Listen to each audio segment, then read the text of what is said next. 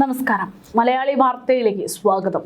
കേരളം ഇന്നോളം കണ്ടിട്ടില്ലാത്ത തരത്തിലൊരു തിരഞ്ഞെടുപ്പ് പ്രചാരണം അതായിരുന്നു ചാണ്ടിയുമ്മൻ്റേതും. അച്ഛന് വേണ്ടി രാഷ്ട്രീയത്തിൽ ഇറങ്ങിയവനാണ് ചാണ്ടിയുമ്മൻ. അച്ഛൻ്റെ ആഗ്രഹങ്ങൾക്ക് വേണ്ടി, അച്ഛൻ്റെ പേര് നിലനിർത്താൻ വേണ്ടി പാർട്ടിയിലെ ഒപ്പം ചേർന്ന് പ്രവർത്തിച്ചാൽ കഴിഞ്ഞ തിരഞ്ഞെടുപ്പിൽ, നിയമസഭാ തിരഞ്ഞെടുപ്പിൽ ഉമ്മൻചാണ്ടിയുടെ മകളെയും ഈ പറയുന്ന തിരഞ്ഞെടുപ്പിലേക്ക് ഇറക്കുന്നു എന്നുള്ള സൂചനകൾ വന്നപ്പോൾ തന്നെ തൻ്റെ കുടുംബത്തിൽ നിന്ന് അച്ഛൻ്റെ പേര് കാത്തു സൂക്ഷിക്കാൻ വേണ്ടി ഒരാൾ മാത്രം മതി, അത് താനോ സഹോദരിയോ ആരെങ്കിലും ഒരാൾ മതി എന്നുള്ള നിലപാടെടുത്ത് നിന്ന ഒരു വ്യക്തി. അങ്ങനെ സഹോദരിയില്ല, ചാണ്ടിയുമ്മൻ തന്നെ തുടരട്ടെ എന്ന് പാർട്ടി തീരുമാനം. അങ്ങനെ പാർട്ടിക്ക് വേണ്ടി അഹോരാത്രം പ്രവർത്തിച്ച ഒരു വ്യക്തിയാണ് ചാണ്ടിയുമ്മൻ. അദ്ദേഹത്തിൻ്റെ തിരഞ്ഞെടുപ്പ് രീതികളൊക്കെ തന്നെ വളരെ വ്യത്യസ്തമായിരുന്നു. ഒരു ഇലക്ട്രിക് സൈക്കിളിൽ അദ്ദേഹം തൻ്റെ എല്ലാ ആളുകളെയും നേരിട്ട് ചെന്ന് കാണുന്നു. രാവിലെ തന്നെ ഒരു MLA തൻ്റെ വീട്ടിലേക്ക് ചെന്ന് കയറുമ്പോൾ ആ ജനങ്ങൾക്കുണ്ടാകുന്ന സന്തോഷം എത്രമാത്രം എന്ന് ഊഹിച്ചെടുക്കാൻ ചാണ്ടിയുമ്മന് സാധിക്കുമായിരുന്നു. അത്തരത്തിൽ ജനങ്ങളോട് അടുത്ത് ഇടപഴകി വളരെ വ്യത്യസ്തമായിട്ടുള്ള തിരഞ്ഞെടുപ്പ് പ്രചാരണത്തിലൂടെ മത്സരം എന്നതിനുപരി തങ്ങൾക്ക് എന്ത് ചെയ്യാൻ പറ്റും എന്നുള്ളത് ജനങ്ങളെ കാണിച്ച് ബോധ്യപ്പെടുത്തിയുള്ള ഒരു വ്യത്യസ്തമായിട്ടുള്ള പ്രചാരണ രീതിയായിരുന്നു ചാണ്ടിയുമ്മൻ്റേതും. ഈ പറയുന്നത് പോലെ ഫ്ലെക്സുകളോ കോടിക്കണക്കിന് അല്ലെങ്കിൽ ലക്ഷക്കണക്കിന് രൂപ വാരി നിറച്ചുകൊണ്ടുള്ള ഒരു പ്രചാരണമോ ഒന്നും തന്നെയായിരുന്നില്ല അദ്ദേഹത്തിൻ്റെ ഭാഗത്തു നിന്നുള്ളത്. ചിലവ് ചുരുക്കി ആ പണം കൊണ്ട് ജനങ്ങൾക്ക് എന്ത് ചെയ്യാമെന്ന് മനസ്സിലാക്കി കണക്ക് കൂട്ടിയുള്ള തിരഞ്ഞെടുപ്പ് പ്രചാരണം, ആ പ്രചാരണം, അച്ഛനോടുള്ള സ്നേഹം, അതൊക്കെ തന്നെ തിരഞ്ഞെടുപ്പിൽ ജനങ്ങൾ ചാണ്ടിയുമ്മന് തിരികെ നൽകുകയും ചെയ്തു. ചാണ്ടിയുമ്മന് വലിയ രീതിയിലുള്ള വിജയങ്ങൾ കൈവരിക്കാൻ സാധിച്ചു. പക്ഷേ പിന്നീട് ഇപ്പോൾ നമ്മൾ കാണുന്നത് വളരെ നിസ്സഹായനായി നിൽക്കേണ്ടി വരുന്ന ചാണ്ടിയുമ്മനെയാണ്. മന്ത്രിസ്ഥാനം ഉണ്ടാകുമെന്ന് കരുതിയെങ്കിലും പാർട്ടി ചാണ്ടിയുമ്മനെ തഴഞ്ഞു എന്ന തരത്തിൽ വലിയ വിമർശനങ്ങളും ആക്ഷേപങ്ങളും നിലനിൽക്കുകയാണ്. അവസാനം ഇന്നിപ്പോൾ നമ്മൾ കാണുന്നത് സ്വന്തം അച്ഛൻ്റെ, അതായത് ഉമ്മൻചാണ്ടിയുടെ കല്ലറയ്ക്ക് മുമ്പിൽ കിടന്ന് കരയുന്ന, ഹൃദയം പൊട്ടുന്ന ചാണ്ടിയുമ്മനെയാണ്. തൻ്റെ പേര് മന്ത്രിസ്ഥാനത്തിലേക്ക് വലിച്ചിഴച്ച് തന്നെ ഒരു പാർട്ടി വിരുദ്ധനാക്കി മാറ്റരുതെന്ന് അഭ്യർത്ഥിച്ചുകൊണ്ടാണ് ഇന്ന് പുതുപ്പള്ളി നിയുക്ത MLA ചാണ്ടിയുമ്മൻ മാധ്യമങ്ങൾക്ക് മുൻപിലേക്ക് എത്തുന്നത്.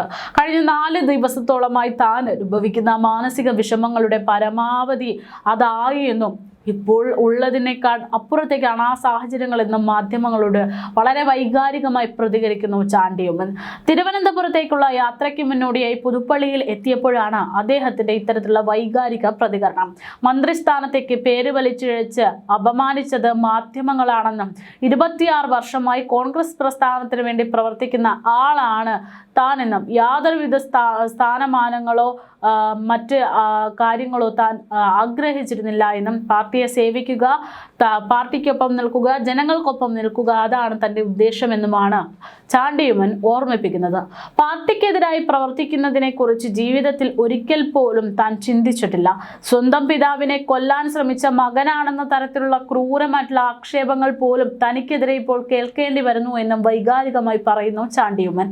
ഇനി അങ്ങനെയുള്ള കേൾവികൾക്ക് ഇടവരുത്താൻ മാധ്യമങ്ങളും ശ്രമിക്കരുതെന്നാണ് ചാണ്ടിയുമ്മൻ ഇപ്പോൾ ആവശ്യപ്പെടുന്നത്.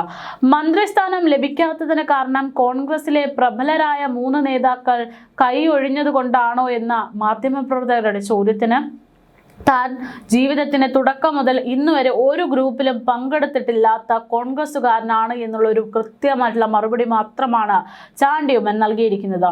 പിതാവ് ഉമ്മൻചാണ്ടി മുഖ്യമന്ത്രിയായിരുന്ന കാലത്ത് പോലും താൻ ഒരു ഗ്രൂപ്പ് യോഗത്തിലും പങ്കെടുത്തിട്ടില്ല എന്നും തൻ്റെ നിലപാട് എപ്പോഴും കോൺഗ്രസിനും രാഹുൽ ഗാന്ധിക്കുമൊപ്പമാണ് എന്നും ചാണ്ടിയുമ്മൻ പറയുന്നു. എന്തായാലും ഇത്തരത്തിൽ പാർട്ടി കൈയൊഴിഞ്ഞോ ഇല്ലയോ എന്നുള്ള സംശയങ്ങൾ നിലനിൽക്കെ തന്നെ പാർട്ടിയെ എന്ത് വന്നു കഴിഞ്ഞാലും താൻ കഴിയൊഴിയില്ല എന്ന് വ്യക്തമാക്കിക്കൊണ്ട് ചാണ്ടിയുമ്മൻ സജീവമായിട്ട് രംഗത്ത് നിൽക്കുകയാണ്. അതേസമയം അണികൾക്കിടയിൽ ചാണ്ടിയുമ്മൻ എന്ന് പറയുന്നത് തന്നെയാണ് ഹീറോ എന്ന് വ്യക്തമാക്കുന്നതാണ് സോഷ്യൽ മീഡിയയിൽ കടങ്ങുന്ന ഓരോ വീഡിയോകളും. വളരെ സാധാരണക്കാരനായിട്ട് അധികാരത്തിൻ്റെ യാതൊരു അഹങ്കാരവും ഇല്ലാതെ സാധാരണ രീതിയിൽ അവർക്കൊപ്പം ഇടപഴകി പ്രവർത്തിക്കുന്ന ചാണ്ടിയുമ്മൻ്റെ വീഡിയോകളും മറ്റും സോഷ്യൽ മീഡിയയിൽ ഇപ്പോൾ വൈറലാകുന്നുണ്ട്. കഴിഞ്ഞ ദിവസം ദിവസം തന്നെ UDF മന്ത്രിസഭ സത്യപ്രതിജ്ഞ ചെയ്ത് അധികാരമേൽക്കുന്നത് നേരിട്ട് കാണാനെത്തിയ പുതുപ്പള്ളി MLA ചാണ്ടി ഉമ്മന്റെ വേറിട്ട യാത്ര സോഷ്യൽ മീഡിയയിൽ വളരെ വലിയ തരംഗമായി മാറിയിരുന്നു. ഒരു കൂട്ടം കോൺഗ്രസ് പ്രവർത്തകർക്കും സുഹൃത്തുക്കൾക്കുമൊപ്പം ജഗതിയിലെ വീട്ടിൽ നിന്ന് സത്യപ്രതിജ്ഞ നടക്കുന്ന സെൻട്രൽ സ്റ്റേഡിയത്തിലേക്ക് അദ്ദേഹം നടന്നാണ് പോയത്. ലൂസിഫർ എന്ന ചിത്രത്തിൽ മോഹൻലാൽ അവതരിപ്പിച്ച സ്റ്റീഫൻ നെടുമ്പള്ളി എന്ന കഥാപാത്രം അണികൾക്കൊപ്പം മാസായി നടന്നു വരുന്ന രംഗത്തെ അനുസ്മരിപ്പിക്കുന്ന തരത്തിലായിരുന്നു ചാണ്ടി ഉമ്മന്റെ ഈ വരവെന്നാണ് ആരാധകരും അണികളിൽ ഒട്ടുമിക്ക വിഭാഗം ആളുകളും സോഷ്യൽ മീഡിയയിലൂടെ ഒരേ സ്വരത്തിൽ പറഞ്ഞത്. സെൻട്രൽ സ്റ്റേഡിയത്തിലേക്കുള്ള യാത്രാമധ്യേ എന്തുകൊണ്ടാണ് നടന്നു പോകാൻ തീരുമാനിച്ചതെന്ന മാധ്യമപ്രവർത്തകരുടെ ചോദ്യത്തിന് വികാരാതീതനായിട്ടായിരുന്നു ചാണ്ടി ഉമ്മൻ മറുപടി നൽകിയത്. എന്റെ പിതാവിന്റെ ഓർമ്മകൾ നിലനിൽക്കുന്ന സത്യപ്രതിജ്ഞയാണിത്. 15 വർഷങ്ങൾക്ക് മുൻപ് അതേ ദിവസമാണ് അദ്ദേഹം മന്ത്രിയായി സത്യപ്രതിജ്ഞ ചെയ്തത്. എൻ്റെ നാട്ടിലെ ജനങ്ങൾ ഇവിടെ എത്തിയിട്ടുണ്ട്. അവരെല്ലാം കൂട്ടി ഒരുമിച്ച് പോകാനാണ് തീരുമാനം. അതുകൊണ്ടാണ് താൻ നടന്നു പോകാൻ തീരുമാനിച്ചതെന്ന്, അച്ഛന് വേണ്ടിയാണ് താൻ ഇത്തരമൊരു നടക്കാൻ തീരുമാനിച്ചതെന്ന് ചാണ്ടി ഉമ്മൻ പറഞ്ഞു വെക്കുന്നു. തെരഞ്ഞെടുപ്പിന്റെ തുടക്കം മുതൽക്കേ വേറിട്ട പ്രചാരണ ശൈലി കൊണ്ട് ശ്രദ്ധേയനായിരുന്ന ചാണ്ടി ഉമ്മൻ സത്യപ്രതിജ്ഞാ ദിവസവും ഞെട്ടിച്ചു എന്നുള്ളതാണ് യാഥാർത്ഥ്യം. വാഹനങ്ങൾ പൂർണ്ണമായി ഒഴിവാക്കി സൈക്കിളിലായിരുന്നു അദ്ദേഹത്തിന്റെ വോട്ട് ചോദിക്കൽ പ്രവർത്തനങ്ങൾ. പോസ്റ്ററുകൾ വേണ്ട, പോസ്റ്ററുകൾ ഒട്ടിക്കുന്നതിന്റെ ചിലവ് അത് പാവപ്പെട്ട ആളുകൾക്കുള്ള വീട് നിർമ്മിക്കുന്നതിന്റെ ഭാഗമായിട്ട് ഉപയോഗിക്കാം എന്ന് ചാണ്ടി ഉമ്മൻ പറയുന്നു. ചാണ്ടി ഉമ്മന്റെ പ്രചാരണ രീതിയിൽ വലിയ സ്വീകാര്യതയാണ് ജനങ്ങൾ നൽകിയത് എന്നുള്ളതിലും യാതൊരു സംശയവുമില്ല. അവസാന നിമിഷം വരെ ചാണ്ടി ഉമ്മന് മന്ത്രിസ്ഥാനം ലഭിക്കുമെന്നുള്ള അഭ്യൂഹങ്ങൾ അതുകൊണ്ട് തന്നെയാണ് നിലനിന്നത്. പക്ഷേ അങ്ങനെ അഭ്യൂഹങ്ങൾ നിലനിന്നിരുന്നുവെങ്കിലും ഒടുവിൽ ആ അവസരം അദ്ദേഹത്തിന് നഷ്ടമായി എന്നുള്ള വസ്തുത നമ്മൾ കണ്ടു. എങ്കിലും പിതാവ് ഉമ്മൻചാണ്ടിയുടെ രാഷ്ട്രീയ പാരമ്പര്യം ഉയർത്തിപ്പിടിച്ചുകൊണ്ട് അണികളെയും ജനങ്ങളെയും നെഞ്ചോട് ചേർത്ത് ചാണ്ടി ഉമ്മൻ മുന്നോട്ട് പോകുന്ന യാത്രകൾ ഇപ്പോൾ സോഷ്യൽ മീഡിയയിൽ വൈറലാണ്. അതേസമയം പാർട്ടിക്കുള്ളിൽ ചില കല്ലുകടികളുണ്ട് എന്നുള്ള സൂചനകളാണ് നേരത്തെ തന്നെ പുറത്തു വന്നിരിക്കുന്നത്. അത്തരത്തിലൊന്നായിരിക്കുമോ ചാണ്ടി ഉമ്മനെ ഇത്തരത്തിൽ തടയാനുള്ള കാരണവും എന്നുള്ളത് ഒരു ചോദ്യമായിട്ട് നിൽക്കുകയാണ്. എന്തായാലും മന്ത്രിമാരുടെ വകുപ്പുകളിൽ തർക്കങ്ങളുണ്ട് എന്നുള്ള കെ മുരളീധരൻ പറയുന്ന അവകാശവാദങ്ങൾ, ആ പ്രസ്താവനകളെയൊക്കെ തള്ളിക്കൊണ്ട് ഇന്ന് മുഖ്യമന്ത്രി VD സതീശൻ രംഗത്തെത്തിയിരുന്നു. വകുപ്പ് വിഭജന ചർച്ചകൾ സത്യപ്രതിജ്ഞാ ദിവസം തന്നെ പൂർത്തിയായിരുന്നു എന്നും ഒരു തർക്കവുമില്ല എന്നും അദ്ദേഹം വ്യക്തമാക്കി.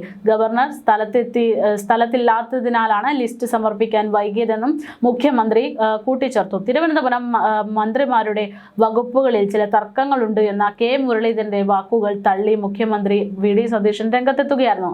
സത്യപ്രതിജ്ഞ ചടങ്ങ് നടന്ന ദിവസം രാത്രി തന്നെ വകുപ്പ് വിഭജന ചർച്ചകൾ പൂർത്തിയായി. കഴിഞ്ഞ ദിവസമാണ് ഗവർണർ സ്ഥലത്ത് ഇല്ലെന്നറിയുന്നത്. തൃശ്ശൂരിലേക്ക് പോയ ഗവർണർ രാത്രി തന്നെ തിരികെ വരുന്നു. അതിനുശേഷം രാവിലെ തന്നെ ലിസ്റ്റ് ഗവർണർക്ക് സമർപ്പിക്കുന്നു. എവിടെയാണ് ഇതിൽ വൈകി എന്ന് പറയാൻ കാരണമായിരിക്കുന്നത് എന്നുള്ളതാണ് VD സതീശന്റെ ചോദ്യം. എന്തായാലും ഇത്തരത്തിൽ ഒരു തീരുമാനമായിരിക്കുന്നു. ഈ കല്ലുകടികളൊക്കെ മാറിക്കൊണ്ട് VD സതീശൻ സർക്കാരിലെ മന്ത്രിമാരുടെ വകുപ്പുകളിൽ ഒരു വിഭജനം പൂർത്തിയായിരിക്കുന്നു എന്നുള്ള റിപ്പോർട്ട് നിലവിൽ പുറത്തു വന്നു കഴിഞ്ഞിട്ടുണ്ട്. മന്ത്രിമാരും വകുപ്പുകളും അടങ്ങുന്ന പട്ടിക മുഖ്യമന്ത്രി ഗവർണർക്ക് കൈമാറി എന്നാണ് വിവരം.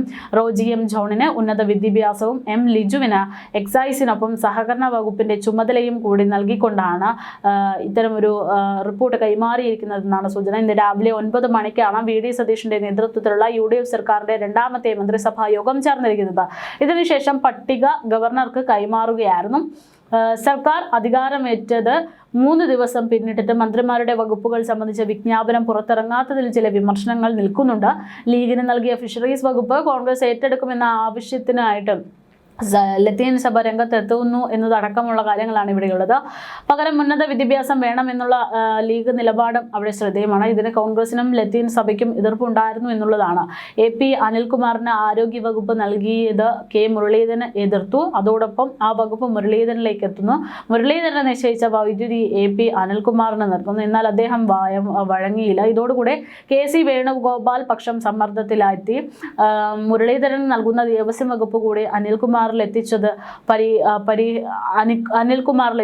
പരിഹരിക്കാനുള്ള നടപടികളായിരുന്നു പിന്നീട് ഉണ്ടായത്. പകരം യുവജന ക്ഷേമ കായിക വകുപ്പ് മുരളീധരന് നൽകാനുള്ള ആലോചനകളൊക്കെ ഉണ്ടായിരുന്നു എന്നുള്ളതാണ് തുടക്കം മുതൽ തന്നെ ചർച്ചകൾ ഉണ്ടാകാനുള്ള കാരണം. എന്തായാലും ഇപ്പോൾ അതിനൊക്കെ ഒരു കൃത്യമായിട്ടുള്ള ഒരു വ്യക്തതയായി കഴിഞ്ഞു. അടുത്ത സർക്കാർ ഉടൻ തന്നെ സജീവമായിട്ടുള്ള പ്രവർത്തനങ്ങളിലേക്ക് വരും എന്നുള്ളതാണ് സൂചന.